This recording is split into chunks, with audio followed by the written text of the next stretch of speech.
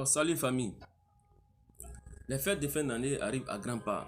En même temps, avec des gens de mauvaise foi, des criminels qui s'engouffrent entre nous pour faire du mal. Et donc, il faudrait qu'on se méfie, il faudrait qu'on prenne soin de soi-même. Parce que la confiance a conduit le petit Bouba à la mort parce que les parents ont eu confiance au gars et il a ôté la vie à l'enfant. Ouais, explique comment. Faut diminuer ton truc. Explique comment tu as procédé. Faut expliquer. J'ai marché avec l'enfant. Mais toi-même, tu t'appelles comment? Je m'appelle Sagno Etienne. Sagno Etienne. Oui. C'est des marabouts qui m'ont dit de le faire. C'est un marabout au quartier. Mais comment tu as abordé le petit? C'est depuis quand tu as préparé ça? Le petit, c'est depuis hier. Avant-hier, d'abord, il est venu chez moi. Quand il est venu chez moi. Chez toi à la maison? Au magasin. Oui. Donc hier, j'étais avec lui. Vous avez marché? J'ai apprêté avec lui d'abord, puis après j'ai marché. Il a dit allons, tu vas m'accompagner, c'est tout. Vous prenez un taxi compteur? Taxi compteur, oui. Vous venez ici? Oui. Mais tu le connaissais, non? Je le connais. Tu connais son papa? Oui. Maintenant, aujourd'hui, tu l'as enterré. Oui. Donc comment tu as procédé à arriver ici? Qu'est-ce qui s'est passé? Quand vous êtes arrivé ici, là, comment tu l'as tué? J'ai attrapé son cou. C'est quand il est mort que j'ai fait fumer ça. Parce que c'est ce qu'on m'a demandé. Donc vous êtes arrivé en brousse là-bas, tu as attrapé son cou. Oui. Il pleurait? Il pleurait pas. Pourquoi il pleurait pas? Il avait perdu connaissance. Après tu l'as égorgé? Oui, j'ai perdu ça. Tu avais déjà le couteau? Oui. De même que celle de l'institutrice Flavier. C'est dans ce sous-quartier de la commune du nord-est d'Abidjan que le principal présumé suspect du meurtre de l'institutrice Flavie Kéké menait sa vie de fugitif. Sa cavale a désormais pris fin. Il a été cueilli suite à une affaire de recel de téléphone portable. Ça fait plusieurs jours qu'il tourne ici dans le quartier. Bon, on ne sait pas qui il était exactement. Il a vendu le téléphone à un jeune coiffeur ici. Voilà, c'est dans l'affaire de téléphone là. Le jeune coiffeur aussi, il a pris le téléphone, il a donné ça à son ami. Donc quand il a donné ça à son ami a mis sa puce dedans. C'est dans ça qu'ils ont tracé le téléphone jusqu'à venir tomber sur les frères. Il est venu se coiffer, il dit n'a pas langue pour payer, lui veut vendre son téléphone Pesca là, à 2000.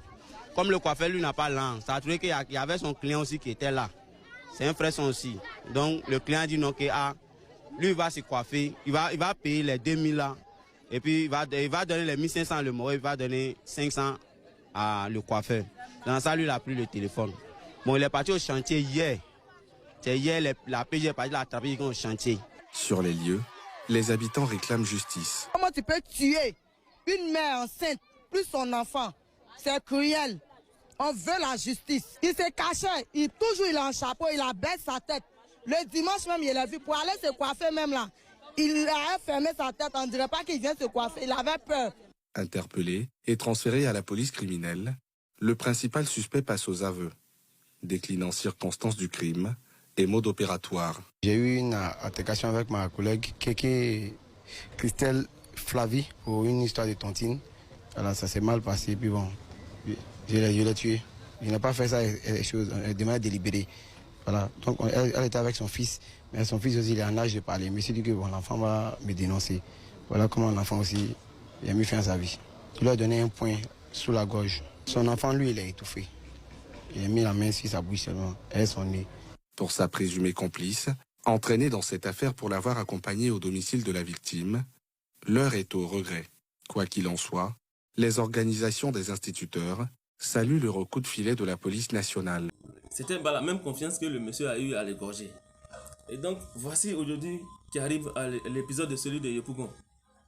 La même confiance que la dame lui a vouée. Elle lui a voué de la confiance, elle lui a donné tout. Et aujourd'hui, c'est le même gars qui l'a tué. Donc, la dame même, en fait, on dit qu'elle vient d'aménager il n'y a pas trop longtemps. Donc, vraiment, on ne sait pas trop... Vous ne la connaissez pas bien. Bien, voilà. Une voisine qui passe, elle vous salue. Oui, elle passe, elle nous salue. Mais on dit qu'elle vend de l'or. D'accord. Elle vend de l'or, que c'est son bon petit même. Qu'il a dormi avec elle là même. Il a dormi là, mais on ne sait pas ce qu'il est venu chercher. On ne sait pas ce qui s'est passé. Et quand il est venu la nuit, on ne sait pas. À 6 heures là, on se réveille. On voit que on n'a même pas entendu des cris même. on voit qu'elle a été égorgée. Elle a été égorgée, elle était là. Alerté le voisinage. Oui, on a arrêté. Bon, on s'est levé, on a vu, nous tous, on a vu le sang. Même il a eu la peine même d'aller se laver. On dit c'est lavé. C'est quand il est parti se laver. Maintenant, il cherchait à partir qu'on l'a attrapé. Donc, on l'a attrapé. Le fils de la dame a commencé à crier, tu as tué ma maman, tu as tué ma maman. Lui aussi, il est sorti là en chocoto. Il a commencé à crier, tu as tué ma maman, tu as tué ma maman. Il avait un pilon en main même. Il a tapé le jeune. Il était là, il ne réagissait pas. Il ne bougeait même pas même. Donc, c'est comme ça. Les passants criaient, filmaient. C'est dans ça, la police municipale passait. Après, et ils sont partis à lui au 17.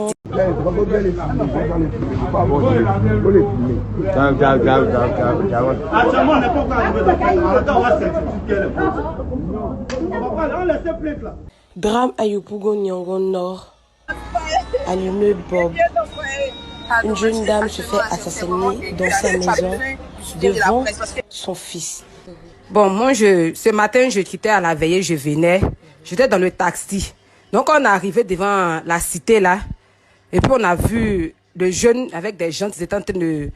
On le tirait ici. Puis, il y a le fils de la dame. Tu es venu, tu as dit non, que tu as tué ma maman. Le témoignage d'une dame qui passe puis l'on et qui a tapé sur la assisté à la tête du scène. jeune, le tueur, en fait.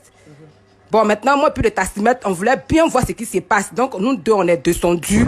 On allait constater que non, on venait de gorger une dame. Donc, on est rentré, on a vu le corps même, et puis on est ressorti. En même temps, comment on appelle ça, la mairie municipale qui passait, et puis ils sont venus, ils ont pris le jeune pour l'emmener au 17e. Méfiez-vous l'un de l'autre et restez sur vos gardes.